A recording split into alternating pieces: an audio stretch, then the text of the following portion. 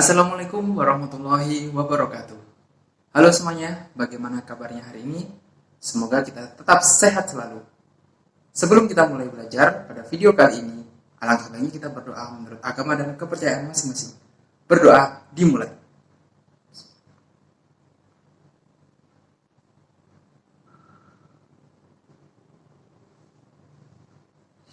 Berdoa dapat dicukupkan. Langsung saja kita masuk ke materi pembelajaran. Ya, pada video kali ini saya akan menjelaskan tentang metode ilmiah. Apa sih yang dimaksud dengan metode ilmiah? Pengertiannya, metode ilmiah adalah proses berpikir untuk memecahkan masalah secara sistematis, empiris, dan terkontrol. Nah, di sini ada 3 hal yang perlu diingat, karena yang pertama, bahwa setiap proses berpikir dalam pemecahan masalah itu harus dilakukan secara sistematis, empiris, dan terkontrol. Apa sih yang dimaksud dengan sistematis, empiris, dan terkontrol? Sistematis artinya di dalam metode ilmiah setiap langkah-langkahnya harus dilakukan secara berurutan atau bertahap. Dari step 1, step 2, step 3. Tidak bisa dari langkah 1 langsung ke langkah ketiga dan sebaliknya. Lalu empiris, apa yang dimaksud empiris? Empiris adalah masalah yang hendak ditemukan pemecahan atau jawabannya itu harus tersedia datanya yang diperoleh dari hasil pengukuran secara objektif. Jadi tidak hanya omong belaka, harus dibuktikan dengan data. Mana datanya? Terkontrol, artinya apa terkontrol? Nah, dalam berpikir secara kimia dilakukan secara sadar dan terjaga. Jadi di dalam metode ilmiah itu tidak bisa dasar teorinya itu hanya berupa mimpi atau khayalan dari seseorang. Kita itu harus dalam keadaan yang sadar bahwa kita tuh melakukan ini. Gitu. Seperti itu. Itu untuk pengertian dari metode ilmiah. Nah, kenapa sih kita harus melakukan metode ilmiah? Metode ilmiah ini kenapa harus dijalankan oleh banyak orang? Nah, untuk tujuan dari metode ilmiah itu sendiri, yang pasti tujuan utamanya adalah membantu dalam memecahkan masalah. Seperti dalam pengertian tadi, proses berpikir dalam memecahkan suatu masalah secara sistematis, empiris, dan terkontrol. Nah, tentu tujuan utamanya dalam metode ilmiah ini adalah membantu dalam memecahkan masalah. Selain itu, metode ilmiah juga bertujuan membuktikan suatu kebenaran. Jadi, ada suatu kebenaran yang diungkapkan oleh seorang, nah kita itu belum percaya nih, kita harus coba buktikan itu. Maka kita buktikan dengan metode ilmiah. Selanjutnya, menguji penelitian yang telah dilakukan oleh orang lain. Jadi misal kamu dapat cerita bahwa orang ini telah melakukan penelitian seperti ini, sehingga hasilnya seperti ini. Nah, apakah itu benar? Gitu ya? Apakah itu sebuah hal yang pasti? Maka butuh kita buktikan, gitu. Kita uji lagi penelitian itu. Bahwa orang A menyebutkan bahwa benda itu kalau dijatuhkan akan pecah. Nah, dia sudah melakukan penelitian tersebut. Nah, kita pengen menguji apakah semua benda itu ketika dijatuhkan pecah, maka kita gunakan metode ilmiah untuk mengujinya. Itu salah satu contohnya. Lalu tujuan yang selanjutnya yaitu mencari pengetahuan baru. Nah, kalian sempat berpikir nggak sih kenapa adanya hukum gravitasi, kenapa ada hukum Newton, ada Newton 1, Newton 2, hukum termodinamika, dan lain sebagainya gitu. Bagaimana sih mereka, para ilmuwan ini mengungkapkan hukum-hukum itu, pengetahuan-pengetahuan itu? Terus pernahkah nggak kalian berpikir kenapa 1 ditambah 1 itu 2, kenapa 2 dikali 2 itu 4, dan seterusnya. Nah, kita sebagai pengguna dari ilmu pengetahuan yang telah diciptakan oleh para ilmuwan terdahulu harus juga berpikir mereka itu bagaimana yang menemukan itu hukum-hukum tersebut atau aturan-aturan tersebut. Pasti mereka melakukan suatu kegiatan. Nah, kegiatan yang mereka lakukan itu namanya metode ilmiah ini gitu. Jadi nantinya kalau kalian melakukan metode ilmiah ini bukan tidak mungkin nanti kalian akan menemukan ilmu-ilmu baru, sehingga nanti mungkin anak-anak cucu kita nanti tidak belajar hukum Newton lagi, atau hukum-hukum termodinamika 1, 2, dan 3, seperti itu. Tapi karena kalian melakukan pengujian terhadap hukum-hukum itu, sehingga menemukan hal baru, sehingga menemukan mungkin kalau orang Indonesia jadinya hukum Joko, hukum Cecep, hukum Asep, dan lain sebagainya. Kan kita nggak tahu, asalkan kita bisa membuktikan suatu kebenaran di alam ini, ya nanti akan muncul pengetahuan baru, kayak gitu. Nah, itulah tujuan dari metode ilmiah. Selanjutnya, kita akan belajar tentang tahapan metode ilmiah. Jadi, apa saja sih tahapan dari metode ilmiah ini? Nah, tahapan metode ilmiah itu secara umum ada 5 yang bisa disingkat itu menjadi MOHEC. Apa sih MOHEC itu? Ya, kita bahas satu persatu. Jadi tahapan metode ilmiah yang pertama adalah M. Apa itu M? M masalah. Jadi metode ilmiah tadi kan kita jelaskan bahwa tujuan dari metode ilmiah itu memecahkan masalah. Berarti di dalam tahapan pertama kita harus menemukan masalah apa yang ingin kita pecahkan. Kita harus tahu masalahnya ini apa. Masalah apa yang ingin kita teliti. Yang selanjutnya yaitu O, observasi. Observasi itu apa? Proses pengumpulan data. Dari masalah yang sudah kita tentukan, saya pengen masalah ini nih. Maka kita observasi dulu. Apa sih penyebab masalahnya? Apa sih penyebab dia seperti ini? Dari mana kita bisa dapatkan hal itu? Kita bisa melihat dari referensi ilmuwan sebelumnya, atau hukum-hukum atau teori-teori yang telah diungkapkan oleh ilmuwan sebelumnya, atau kita bisa melakukan pengujian sendiri gitu. Itu artinya observasi. Itu mengumpulkan data-data yang berhubungan dengan masalah tersebut. Nah, setelah kita temukan, lalu kita masuk ke tahapan selanjutnya, yaitu menentukan hipotesis. Apa sih hipotesis? Hipotesis itu adalah dugaan sementara. Jadi setelah kita dapatkan masalahnya, kita duga dulu nih. Misal, tadi kan kita temukan masalahnya si A. Kita pengen menemukan solusi dari masalah si A ini. Nah, hipotesis ini adalah dugaan sementara atau jawaban sementara. Pemecahan dari masalah si A ini adalah ini. Misal si B. Itu hipotesisnya. Nah, setelah kita ungkapkan hipotesis tersebut, tentunya hipotesis itu kan namanya dugaan sementara, itu kan berarti belum pasti ya. Belum pasti. Tentunya kita harus uji dulu melalui eksperimen. Apakah hipotesisnya benar atau salah?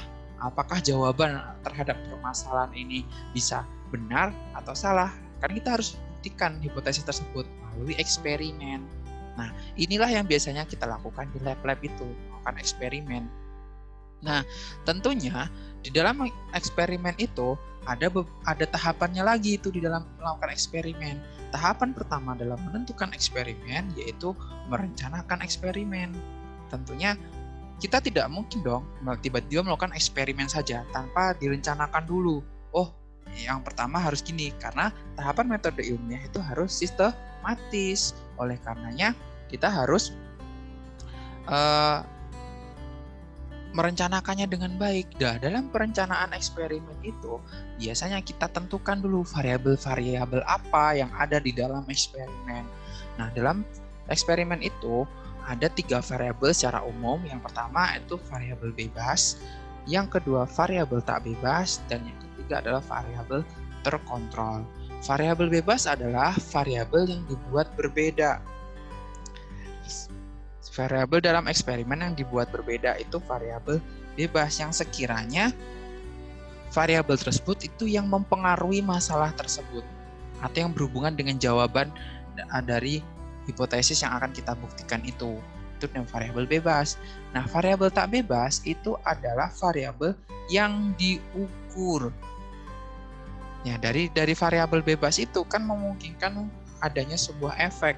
Efek yang ingin kita cari tahu itu adalah variabel tak bebas. Lalu variabel terkontrol adalah variabel yang dibuat sama. Artinya dalam eksperimen itu terdapat banyak variabel, namun usahakan hanya ada satu variabel bebas, yaitu satu hal yang kita buat berbeda. Selebihnya variabel-variabel yang mungkin mempengaruhi hasil dari eksperimen tersebut kita buat sama, kecuali satu variabel bebas itu. Ya, kita buat sama semuanya. Itu dinamakan yang dibuat sama itu adalah variabel terkontrol.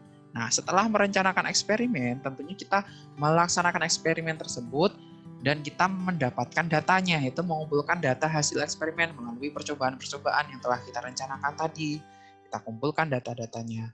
Setelah dikumpulkan, lalu kita olah data tersebut. Tidak mungkin dong kita dapat data ya udah kita simpulkan tanpa kita olah dulu. Kita olah dari variabel-variabel itu, apa sih efeknya, apa sih pengaruhnya dari mempengaruhi hipotesis ini, dan seterusnya. Yang keempat, kita simpulkan dari data yang telah diolah itu, kita kan lihat sebuah jawaban. Jawabannya tentunya ya berkaitan dengan hipotesis yang kita uji, seperti itu. Nah, lalu setelah kesimpulan baru kita membuat laporan dari kegiatan eksperimen.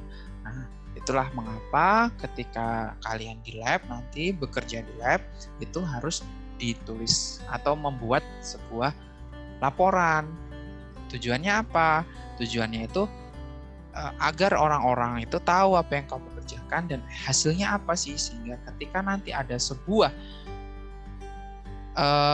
ilmu baru atau sebuah solusi, itu orang-orang itu bisa percaya itu, oh dia itu sudah melakukan ini sehingga solusinya ini, kayak gitu. Nah, setelah melakukan serangkaian eksperimen itu baru kita mendapatkan kesimpulan. Nah, kesimpulannya tentunya hanya ada dua, yaitu hipotesisnya diterima atau hipotesisnya ditolak. Pak, apakah selalu hipotesis itu diterima? Tidak selalu.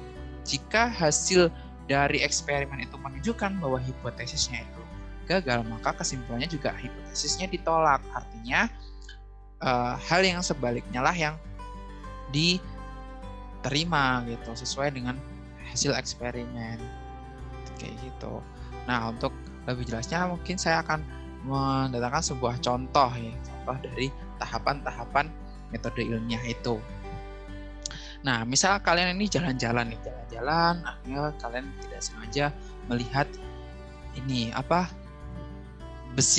pagar besi yang berkarat. Nah, tentunya ini mengganggu dong.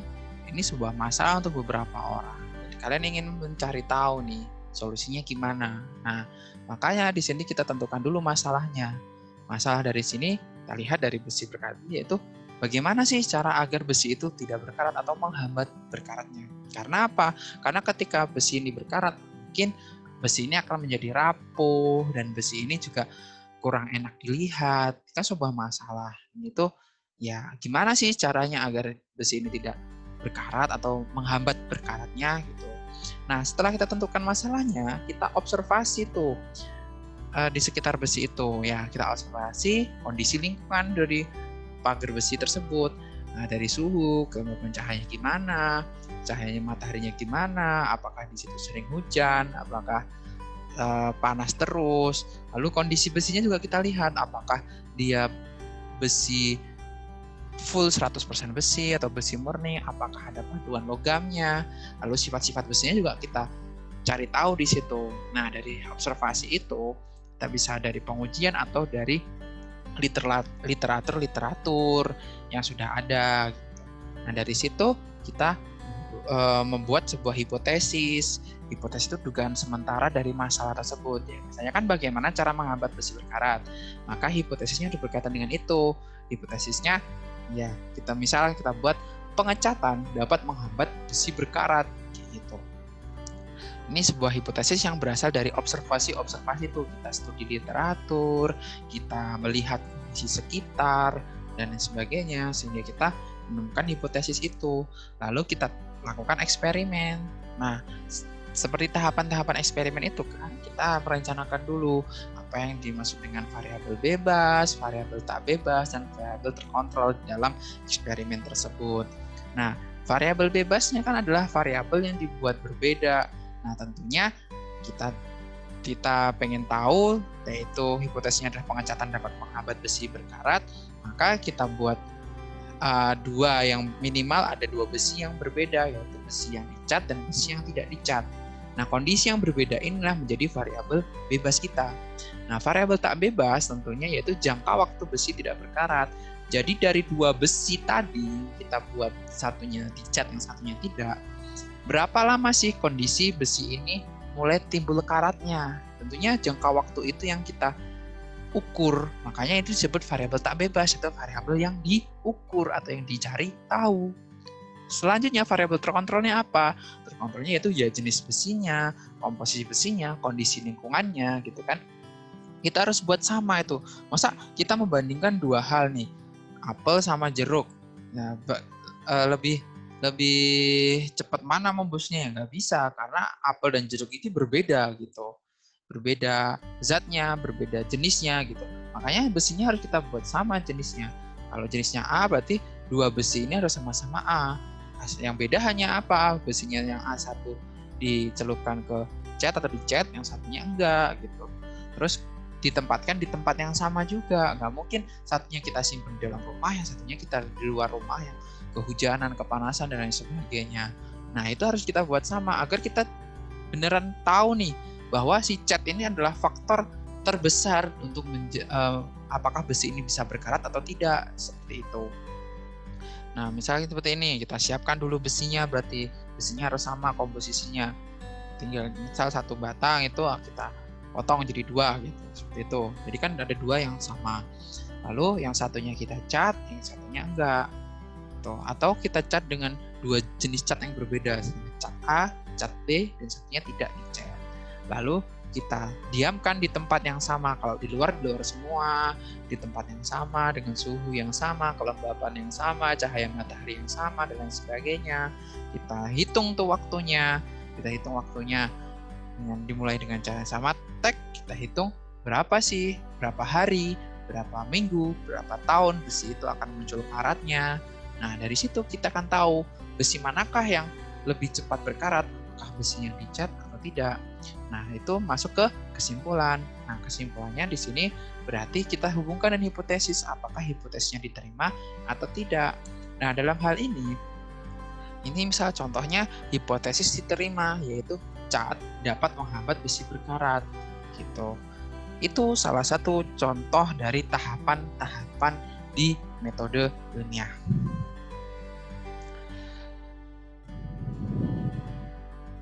Masuk ke selanjutnya, hal-hal apa saja yang perlu diperhatikan dalam eksperimen? Karena kenapa kok harus eksperimen, Pak? Karena eksperimen ini salah satu yang terpenting di dalam metode ilmiah, ya.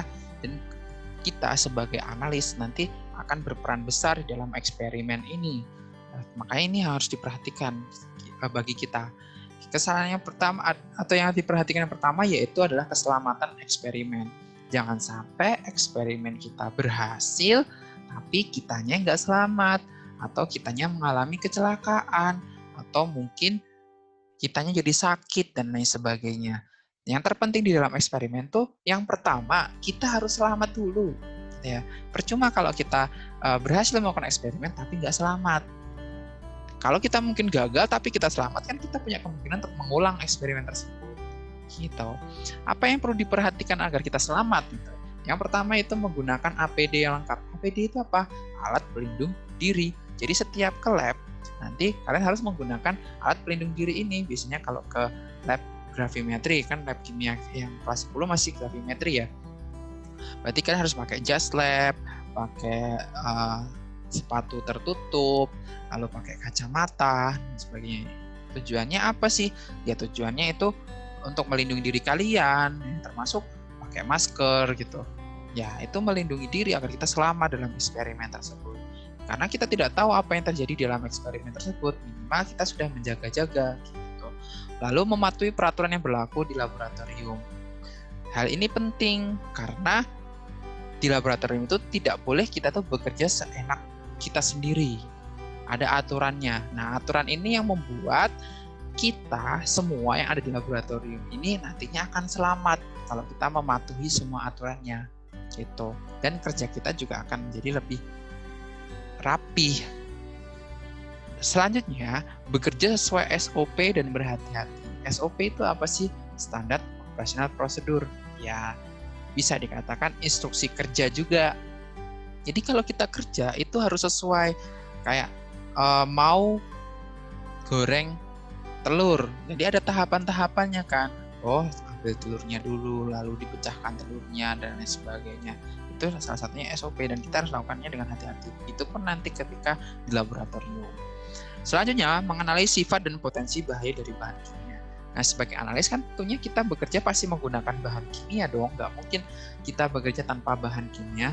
Nah, bahan kimia itu ada sifat-sifatnya. Kita harus tahu itu. Sebelum bekerja di lab, kita harus tahu sifat-sifat bahan kimia itu seperti apa. Gitu.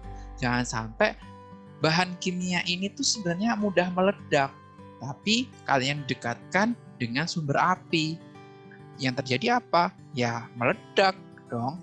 Atau bahan kimia ini sifatnya beracun. Ya kalian pakai untuk minum dan lain sebagainya. Nah, jadinya yang rugi siapa? Kita juga kan. Makanya sebelum eksperimen atau sebelum ke lab, biasanya kalian tuh harus membaca sifat dari bahan kimia ini apa, agar mengurangi resiko kecelakaan juga. Selanjutnya mengenali simbol-simbol bahaya di laboratorium. Nah, di laboratorium itu ada simbol-simbol yang harus kalian ketahui, seperti kalian ada di jalan raya tuh. Kalau di jalan raya kan ada rambu-rambu. Nah, di laboratorium itu juga ada dan kalian harus tahu.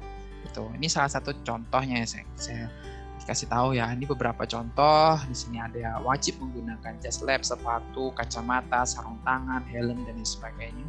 Itu berarti dilarang merokok atau dilarang minum air atau matikan lampu setelah digunakan, membuang sampah pada tempatnya dan lain sebagainya. Nah, kalau kita perhatikan di situ ada beberapa warna tuh kan ya. Ada yang biru, gambarnya putih, ada yang merah, gambarnya hitam dan lain sebagainya. Nah, ternyata warna-warna itu ada artinya loh, ada maknanya. Nah, seperti ini. Ternyata kalau dia warnanya merah, terus warna itu ya putih, apa tulisannya putih atau simbolnya putih, itu artinya sebuah larangan. Makanya kan simbol dilarang masuk itu selalu bulat warna merah, lalu ada garis putih di tengah, itu artinya larangan. Larangan atau pemadaman api. Itu artinya dari simbol yang warnanya merah tulisan putih. Ada juga yang simbol warnanya kuning, lalu dasarnya kuning, simbol atau gambarnya hitam, tulisannya hitam. Itu artinya ada resiko bahaya loh di situ dan atau kamu harus hati-hati gitu. Itu kan kalian bisa lihat tuh kalau di rambu lalu lintas juga, kalau misal hati-hati tanda seru itu warnanya kuning.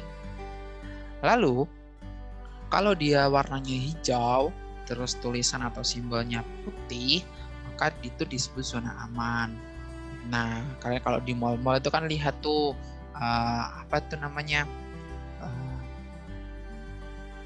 jalur evakuasi, itu kan warnanya hijau, lalu ada gambarnya putih. Itu artinya berarti dia zona aman. Kalau kamu mau evakuasi itu lewat situ loh. Itu artinya zona aman di situ.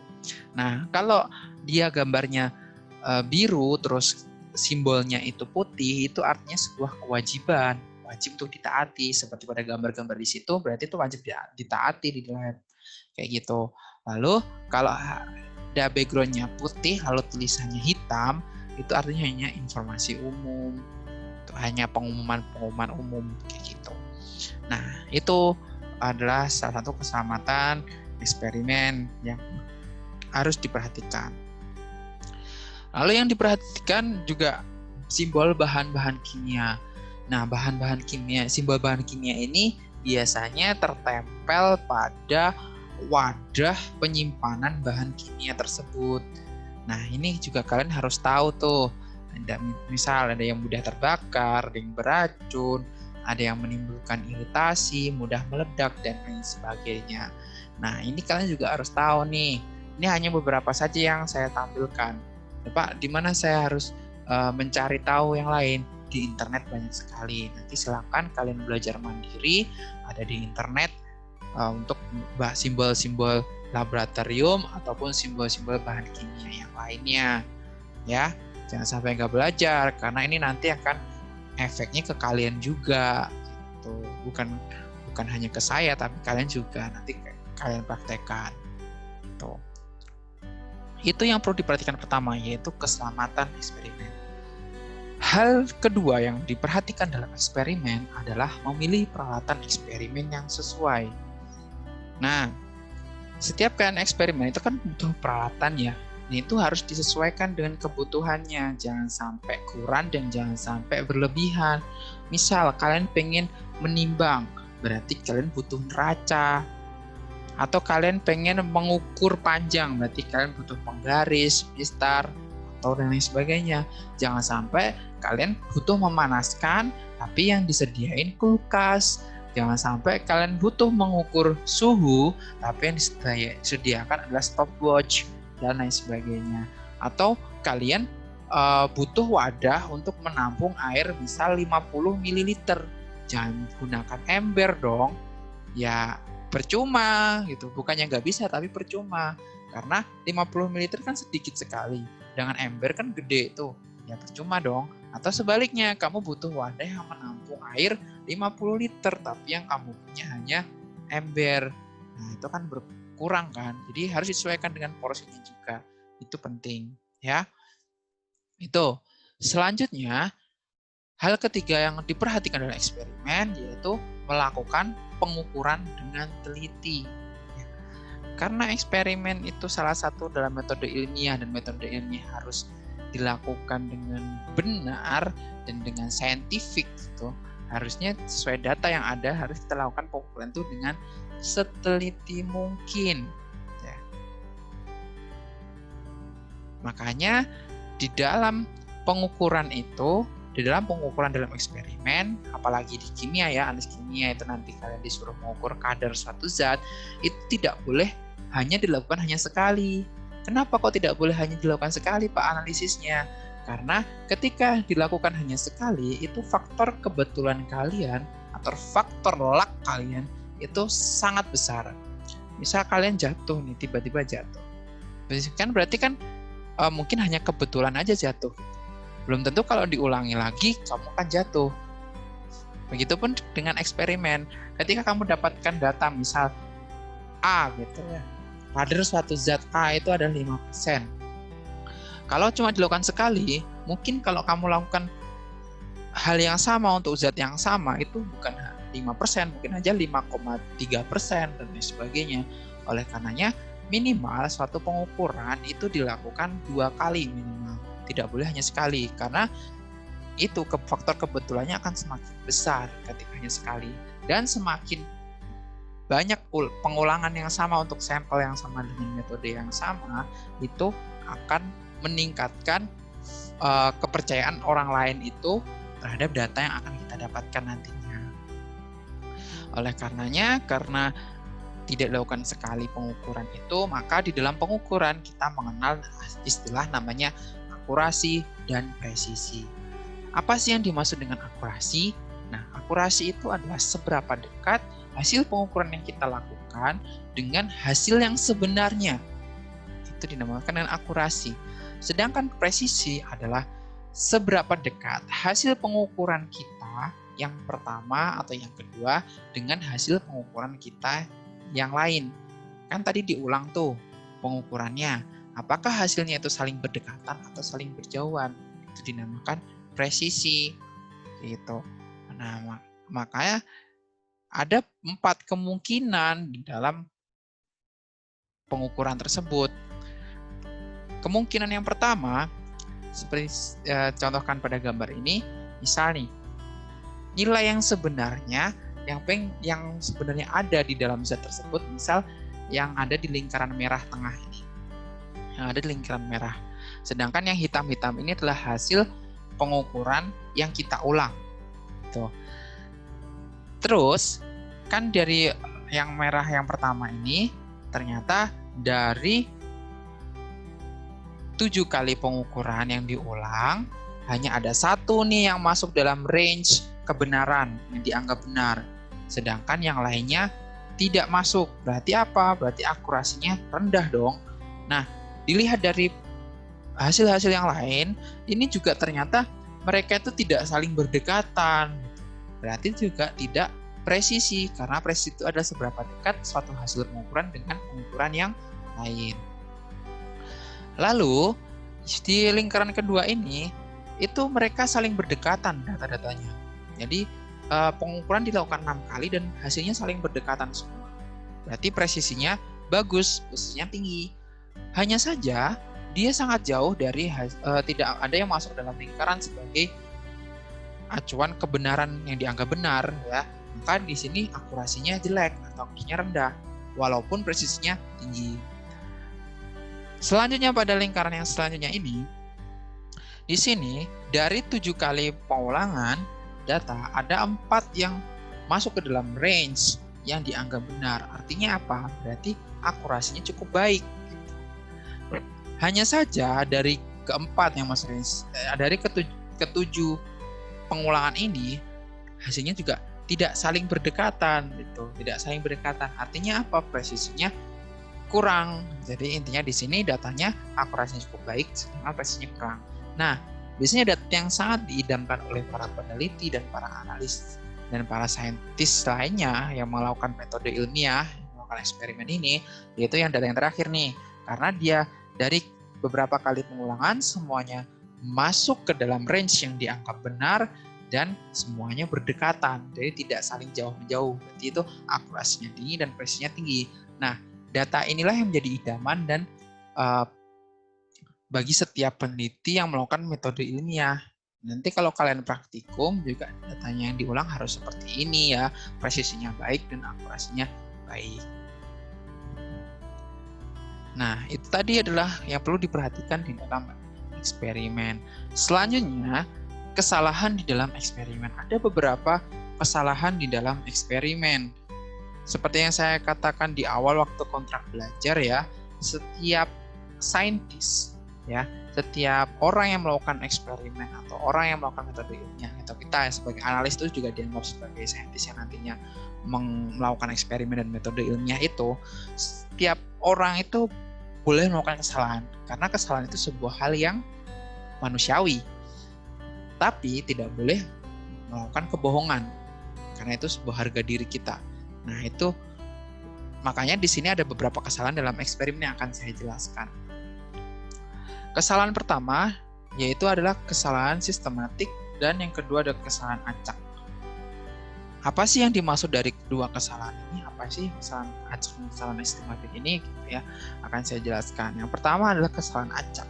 Kesalahan acak adalah kesalahan dari setiap percobaan memberikan hasil yang berbeda, tidak dapat diperkirakan dan dapat di atas statistik. Jadi yang dimaksud dengan kesalahan acak ini adalah hasil dari pengukuran. Kan tadi kita melakukan pengukuran itu tidak hanya sekali, tapi beberapa kali. Nah, setiap pengulangan itu menimbulkan atau memunculkan data yang berbeda atau data yang tidak sama. Ya. Misal pengulangan pertama dapatnya 5,0, pengulangan kedua dapatnya 5,1, pengulangan ketiga dapatnya 4,9 dan seterusnya. Jadi dari tiganya tidak ada yang menunjukkan yang sama persis gitu. Nah, itu dinamakan kesalahan acak. Padahal kalian melakukannya dengan cara yang sama, dengan alat yang sama, dengan sampel yang sama, dan dengan metode yang sama. Kalau diukur harusnya sama dong, tapi ini mendapatkan hasil yang berbeda-beda. Nah, itu dinamakan kesalahan acak. Dan kita tidak tahu sih apa penyebabnya. Tidak dapat diprediksi penyebabnya atau diperkirakan penyebabnya. Karena kita sudah melakukan semuanya dengan cara yang sama, tapi ketika diukur hasilnya berbeda. Nah, kita tidak dapat mengetahui kenapa kok bisa seperti ini gitu. Nah, jadi kesalahan acak itu belum tentu tidak dapat diterima. Ya. Bisa saja karena ini itu bisa pengaruh faktor alam juga. Jadi kesalahan acak itu mungkin saja diterima kebenarannya atau hasil data kita itu. Tapi harus melalui uji statistik. Nah, uji statistik ini nanti akan kalian pelajari di kimia analisis dan di jenjang yang akan datang lah, untuk nanti aja ya uji statistiknya seperti apa. Jadi tidak setiap kesalahan acak itu ditolak datanya, tidak. Tapi ada data-data yang juga diterima. Gitu. Jadi harus diuji dulu statistik, penggunaan statistik. Itu yang dimaksud dengan kesalahan acak. Selanjutnya ada kesalahan sistematik. Kesalahan sistematik adalah kesalahan di mana setiap percobaan itu memberikan hasil yang sama, namun mempunyai kesalahan yang sama. Contohnya seperti apa sih? Misal nih, kalian melakukan 3 kali percobaan, 3 pengulangan dengan sampel yang sama, dengan cara yang sama. Hasil yang ditunjukkan itu menunjukkan hasil yang sama persis. Kalau yang tadi misal dari 5, 4,9, terus 5,1 itu kalau kesalahan itu tuh sama persis 5,0, 5,0 diulang sampai berapapun hasilnya 5,0. Artinya presisinya sangat baik karena sama persis. Apakah tidak ada kesalahan di sini? Belum tentu. Bisa aja terjadi kesalahan di sini. Kesalahan berupa kesalahan sistematik. Jadi apa yang menyebabkan kesalahan ini, Pak? Mungkin saja kenapa kok menghasilkan hasil yang sama persis? Mungkin saja yang salah itu metode analisisnya. Ternyata misal kalian menimbang sampel nih. 3 kali melakukan penimbangan hasilnya sama. Tapi ternyata ada kesalahan. Yaitu apa? Mungkin alatnya ternyata tanpa kita sadari itu rusak. Atau tanpa kita sadari batu timbangnya belum diangkat dan sebagainya. Belum dikembalikan lagi ke 0 dan sebagainya. Berarti apa yang menyebabkan? Metodenya salah. Kalau metodenya salah, mau diulang berapapun, hasilnya kan sama kan pasti. Kayak gitu. Itu dinamakan kesalahan sistematik. Jadi, mendapatkan hasil pengukuran yang sama, namun ternyata yang menyebabkan itu mendapatkan hasil yang sama, yaitu kesalahan yang kita lakukan itu juga sama gitu. Dalam 3 kali pengukuran, ya kita lakukan kesalahan yang sama di 3 itu. Nah, hal ini dapat diatasi dan dapat dideteksi ketika kita dapat meminta orang lain atau personel lain untuk melakukan eksperimennya. Mungkin saya tuh melakukan 3 kali percobaan, hasilnya seperti ini nih. Apakah ini valid atau enggak ya? Nah, kita coba minta teman kita untuk melakukan eksperimen dengan cara yang sama dan sampel yang sama. Apakah di hasilnya sama dengan kita atau tidak? Nah, itu cara mendeteksi tentang kesalahan sistematik. Nah, itu mungkin yang perlu saya sampaikan untuk metode ilmiah. Cukup sekian dan terima kasih sudah menonton video ini. Semangat terus dalam belajar dan sampai jumpa di video selanjutnya. Terima kasih.